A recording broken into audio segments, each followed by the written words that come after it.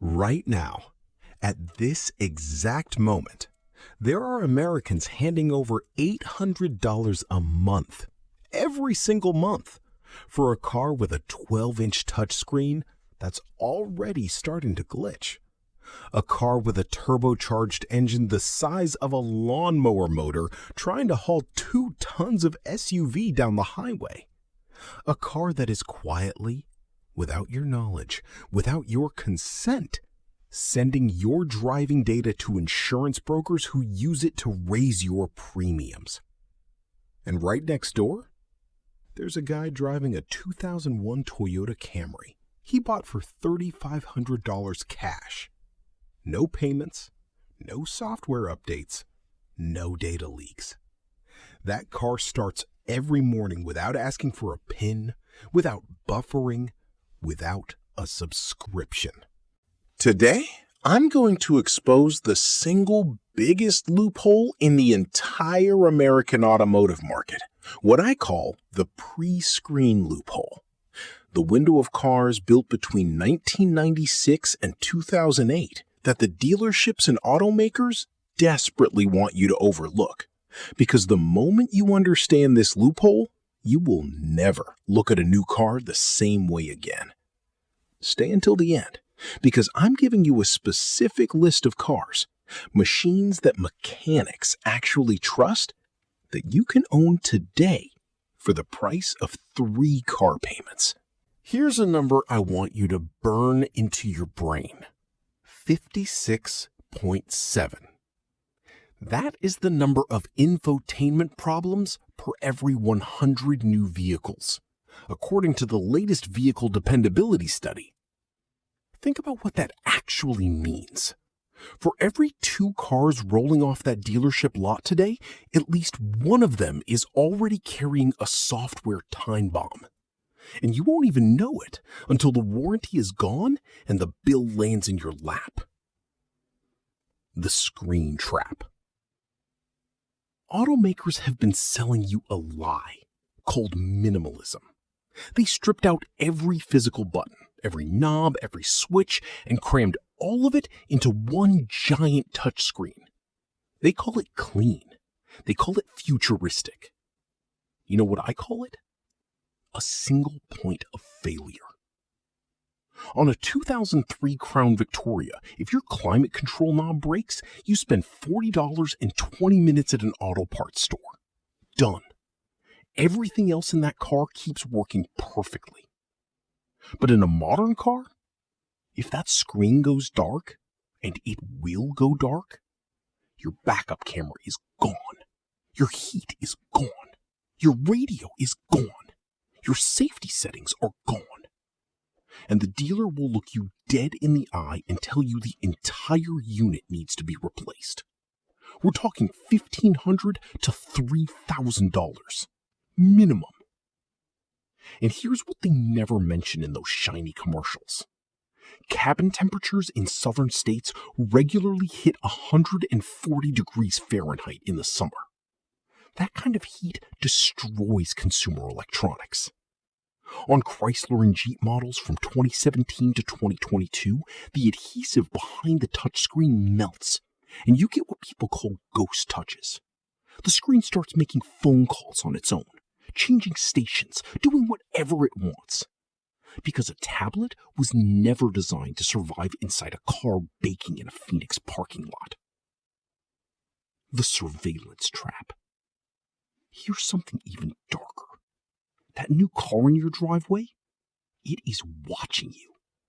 Every hard brake, every late night drive, every time you start the engine and where you go, it's being logged by a cellular modem that never powers off. General Motors got caught selling that data to third-party brokers. The result? Drivers across America saw their insurance premiums spike by 20% or more.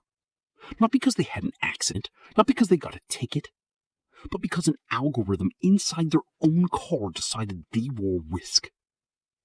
You paid for that car. You make payments on that car. And that car is working against you. Now here's what they don't want you to know. Between 1996 and roughly 2008, there was a brief window in automotive history where everything aligned perfectly. Engineers had just enough technology to make cars reliable, but not so much that they became fragile, surveilled, disposable machines. I call it the pre-screen loophole, and it is the greatest financial opportunity in the used car market right now. Here's what made those cars special. In 1996, the federal government mandated OBD2 ports in every car sold in America. That was the last honest gift this industry ever gave to the everyday driver. With a $30 scan tool from any auto parts store, you could plug into your car's brain and find out exactly what was wrong. Which cylinder was misfiring, which sensor had failed. Complete transparency. In your hands, not locked behind dealership software that costs $200 an hour to access. Cars from this era had electronic fuel injection, so they started instantly in any weather. They had airbags and ABS, so your family was protected. They had cable-actuated throttles with immediate mechanical response. None of this computer lag where the car decides how fast you're allowed to accelerate. And they had hydraulic automatic transmissions, real fluid pressure moving real steel clutch packs.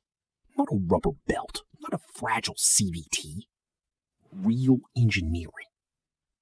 No cellular modem, no GPS pinging your location to a data center every 30 seconds. No algorithm deciding whether your driving habits are profitable enough for you to keep your current insurance rate. These cars belonged to you. Completely, unconditionally. Now let's talk money, because this is where the loophole gets brutal in the best possible way. The average American is paying $800. So what do you actually buy? Let me give you the list. These aren't just old cars. These are mechanical assets. Machines that professional mechanics still respect, and in some cases, still drive themselves. Number 1, Toyota Camry, 1997 to 2002. You want to know why these cars are still everywhere after nearly 30 years? Because Toyota built them during a period when their engineers were obsessed, clinically obsessed, with over-engineering. When Toyota said a car would last 200,000 miles, they weren't guessing. They were guaranteeing. Focus on the 4-cylinder models.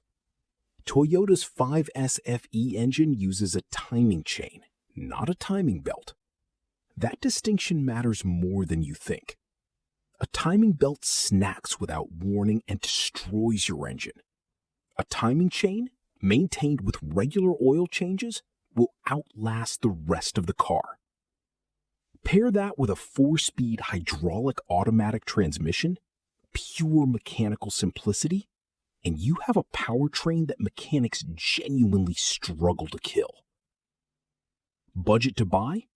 $3,000 to $5,500 for a clean example. Budget to maintain? Basic consumables. Nothing exotic, nothing proprietary. Parts at every auto parts store in America. Number 2, Ford Crown Victoria, Mercury Grand Marquis, Lincoln Town Car, Panther platform. Why did police departments, airport fleets, and taxi companies run these cars for 30 years straight? Because they refused to die. The Panther platform uses body-on-frame construction, the same engineering principle found in heavy-duty trucks and military vehicles. While modern unibody cars crumple and deform in serious crashes, the Panther steel ladder frame stays straight. And if the body panels get damaged, you remove them and bolt on new ones. The frame underneath remains untouched. Ford's 4.6-liter modular V8 was designed to run 24 hours a day, 7 days a week. It powers police cruisers, it powers limousines, it powers airport shuttles. This engine does not care about your schedule. It will be there. And when something breaks, and something always eventually breaks, parts are so abundant and so cheap that you'll feel like you're cheating. Budget to buy? $2,000 to $5,000. A police interceptor edition for even less. Budget to maintain? Laughably low. Number 3. Chevrolet Silverado / GMC Sierra, 1999 to 2006. If you need a truck that actually works, not a truck with a 14-inch screen and a coffee warmer, this is your answer. The 5.3-liter and 6.0-liter Vortec V8 engines from this era are legendary among mechanics. Not popular, not well-reviewed. Legendary. These motors pull trailers, haul cargo, and survive neglect that would destroy a modern engine in weeks.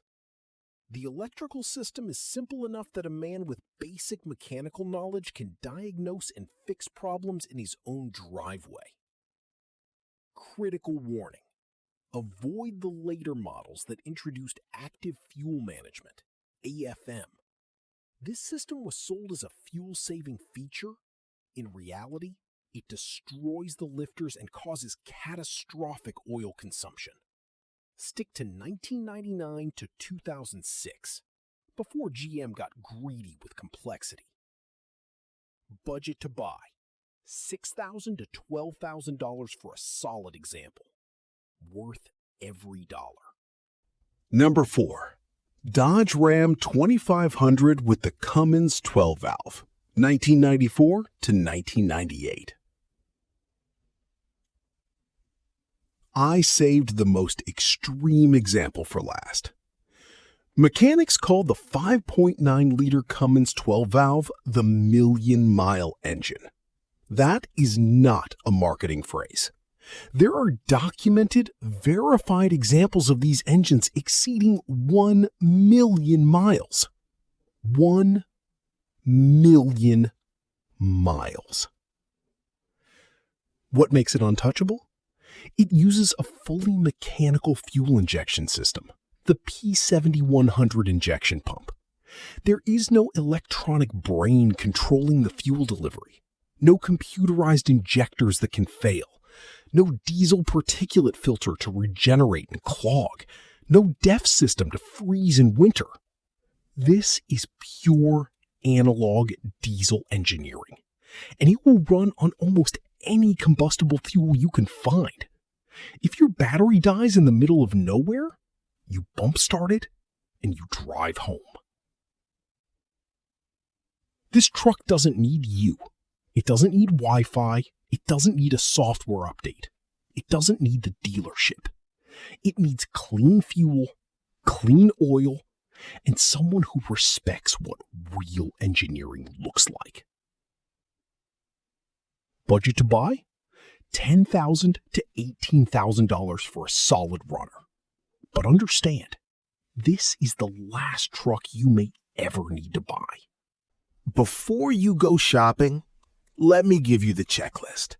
These are the physical signs of a machine worth owning.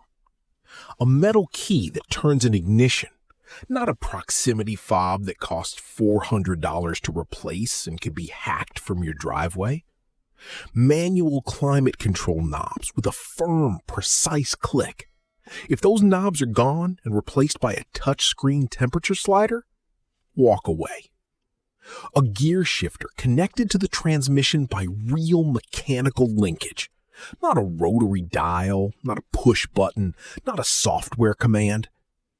A hood you can open and actually see the engine.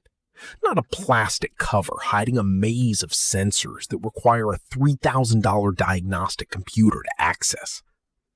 These aren't luxury features. These are signs of a machine that belongs to the person driving it. A machine that answers to you, not to the manufacturer's app, not to the dealership's software, not to an insurance broker's algorithm.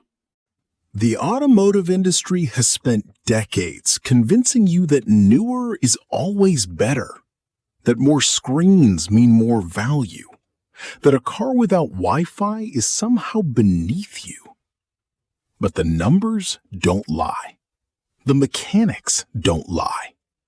The guy who paid cash for a Crown Victoria 5 years ago and has spent a total of $800 on maintenance since then, he's not behind. He's winning.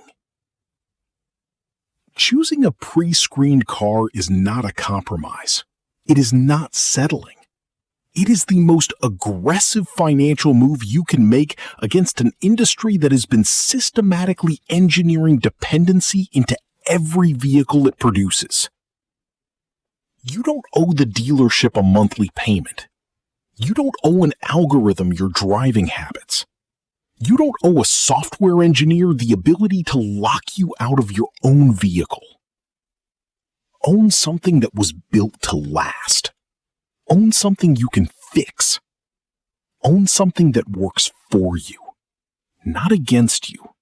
If this video saved you from a bad decision or helped you make a smart one, hit that subscribe button right now, because the next video is going to go even deeper. I'm breaking down exactly how to inspect a used pre-screened car before you buy it, what to look for, what to walk away from, and the one question you must ask every private seller. You don't want to miss that one. Drop your questions in the comments. I read every single one. And if you've already got one of these analog legends in your driveway, tell me what you're driving. Let's hear it.